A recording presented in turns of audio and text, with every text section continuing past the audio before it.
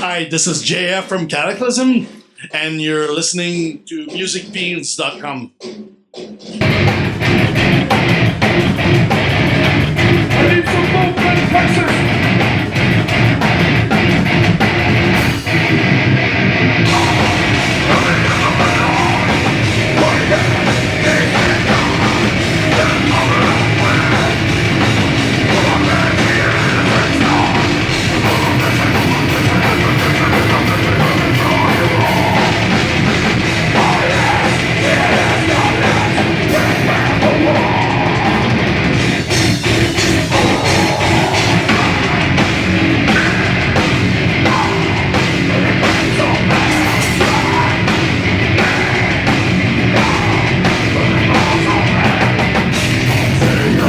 Alright, this is Michael Mullenix with musicfiends.com, and I am joined here today with Jean-François from Kataklysm, also called JF. I was going to say Jeff. Different. I got JFK or JFD. Yeah, that works, yeah. The almighty Kataklysm is here at Come and Take It Live. It's funny to pick up with a band like this, to figure out like where the time has taken us, where we've gone, where you guys have evolved as musicians. And as I'm to understand, the last output from you guys, kind of two-part story, is Goliath. Yes. The last full album. And now you're here with Rabbit's Hole. Yeah. So where do you think the story of Kataklysm is right now? We never were a band that liked to redo the same album over and over. Like, we like to push ourselves a bit outside the box and push our limits as musicians, as songwriters and all that. And I think we just try to keep, we still love, and we're obviously very passionate about the band and playing and doing what we do. So we just push ourselves as far as it will go. Album after album, we want to be like somehow faithful to our original intent of what the band was when we started as kids, and we keep that along in our influence and all that, and we don't want to change that part, but we want to just push it further, and that's pretty much what we're doing. And I find like it's very interesting, like where we've gone musically, and I'm happy how things sounds. And yeah, the Rabbit Hole was kind of like just a single we wanted to put out because we had the song written, and we felt it was relevant with the times and stuff that's going on in the world, and we're like, let's just release it now as like a one song single. Do you consider it like maybe the next mission statement going forward? Maybe the hint at what comes on album 16? Or is it like the one-off experiment? Oh, well, perhaps. I mean, we, like, of course, everybody's kind of dabbling with and trying to figure out what's going on, because obviously things are a bit of a mess out there, and that's also what we do every day. We're like looking online what's going on with the world. Okay, this guy said this is going on there, and we're like, okay, what the fuck? And you're trying to figure things out, and we wanted to write a song about it. Maybe we'll have more ideas for that on the next album, or maybe we'll take a turn and do something else. We haven't got there yet. I think our plans is to start working on it next summer. And we want Mauricio owns a cabin in Florida in a very nice place. And we want to just settle there for a while and build our little studio and just write and record the next album. That's our plan next summer. Okay, so like you actually have...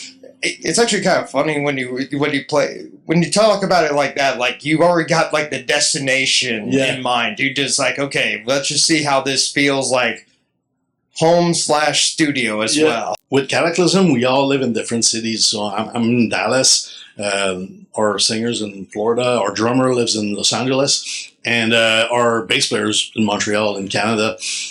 And so we actually never see each other much outside of the touring. So when we write, it's always via Zoom and stuff like that, or we'll come up with ideas and pitch it to each other. And we all have our little recording station, and we kind of work that way a bit long distance.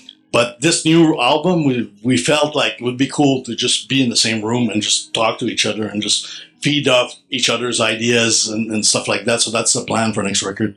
How many albums ago to the last time where it felt like homegrown, where you guys were just kids again, like you said. In I think you could go back easily like 15, 20 years, like in the 2000 era. That's when we were actually in the same room writing, and then since then it's been like kind of long distance. We meet up whenever we record. Like we'll be okay. The songs are ready to go. We'll be together for the recording part, but the creation process usually we're long distance. So just to be in that same room, I think it would be quicker. We can feed off each other's ideas, and I have a feeling we're going to build a really cool album. God, I actually love the sound of it. All these years, and you guys are constantly putting out new material, new music. I actually kind of wondered, where do you feel like the pressure comes from? Is it like, I think naturally we all kind of assume it's got to be like some record exec standing over you guys like, come on, we need the next album out now. I think we put the pressure also, like we are our own worst critic, and we want to put out something really awesome still to this day, and we have all these albums before that people love, so you want to top those off, and you want to top yourself, and I think that's where the pressure really comes from. Badass. And I was even going to say, maybe even from the fans a little bit, just trying to, like, get ahead of their expectations and such. Yeah, I mean, of course, I want the fans to love the music we do, and it's the best compliment whenever we see online people, oh, I love this song, I love this new album, blah, blah, blah. And see the reaction live, it's always rewarding.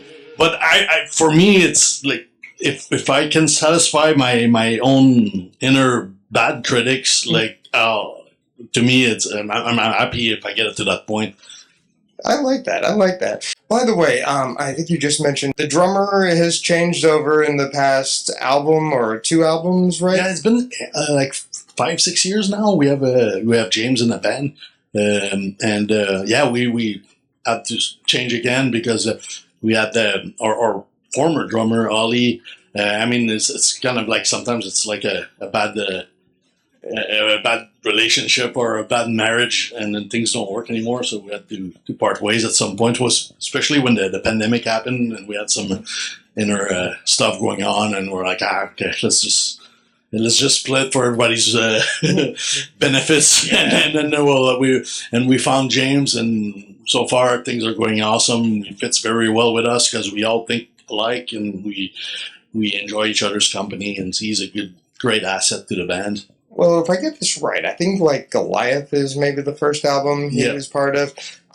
What did you kind of notice, and now even thinking towards Rabbit Hole, but like what did you notice about like writing with this new element? Did he just try to kind of fit into your guys' mold, or did you find like some new recipe, he wants to respect the band's legacy, so he's kind of following a bit what we've been doing and kind of give it justice, but at the same time he's like super talented and brings like another levels of and more, I'd say, different colors to what we do and techniques and stuff, and I think it's awesome. So of course we're super happy to have that new energy and that new vibe, and it feels good while writing, and he's like a few years younger than us too, so like he's keeping us on our toes, and that's also great.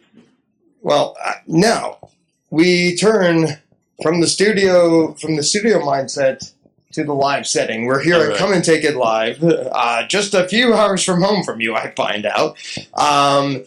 Tell me, what's it like coming back to Austin? What's it like, storming the Lone Star State, especially now with Vader? Well, for me, I playing Texas, like it's my new home, so it's always exciting, and I always like to showcase what Texas is to my guys in the band. Like I'm all Texas pride now, so I'm loving touring here, and it's cool to have that energy also from the fans, because I find like the metal fans in Texas have a special energy, and it's wild. Like some nights it gets really wild, and it's awesome to see. And I'm always excited to play Austin as well. It's cool, such a cool city for Kataklysm. Well, dude, we love having you out here. I remember the last time you guys. Oh God, I know it's only been a couple of years, but I'm just remember like it was a monster of a show. We have 15 albums, and now rabbit hole. How do you figure out what's going into the set list each night? How do you figure out, like, do you guys just like to showcase the new stuff, or is there like a set staple of has to be there? We try to kind of bring some new stuff every time we tour to make it different for the fans, but also for us as well, because we like to play different things, and it gets boring if you play the same set over and over. And of course, there's some songs that you can't take out of the set list, because if you don't play them, like they tell us after the show, like, you don't play this, you don't play that, and it's hard because we have so much classic track that we could build a full set of classic songs and a full set of cool newer stuff, but we try to mix it all and bring that vibe as much as we can. Has there ever been like a deep cut that's absolutely surprised you, where you sat there and you tried to like surprise yourself on like a tour and you found like, oh yeah, that song, and just... Yeah, I mean, we did like a few times, like in the past few years, we did like sets of a full record. So we did like Serenity in Fire, we did Shadows and Dust in full, and we did like In the Arms of Devastation. And that brings like some of these songs that we never play live, like we actually got the chance to play them, and that was really awesome. So we just rediscovered a few of those older songs that were like, wow, this is awesome. Yeah, maybe so. Hey, nothing wrong with peppering one or two of those back into the set list going forward. Absolutely. Tell me this, what is your ambitions going forward, either for the rest of the year or even into next year? I think we're going to tour. We have a few things planned for Kataklysm. We're also working with our other band project called XDO, so we have writing some music for that. And it's like a side project band that we have, like really symphonic and different. So we do that, and we have some songs that we're recording for that project. And then, like I said, Kataklysm, next summer, we're going to write the new record. I'm like chomping at the bits already. I'm actually excited for you. I kind of want this to be like magical every day. So make it the dual album disc finally. But you know what? I think at this moment I should throw it off saying this has been Michael Mullenix with musicfiends.com. I'm going to toss it to JF for the last thoughts on his mind. Say whatever you wanted to the fans. Well, thank you guys. I'm blown away every night by like the amount of support we're getting year after year, and it's really awesome to see you guys coming out like this and being wild and crazy. So looking forward to the show tonight, and until next time, cheers.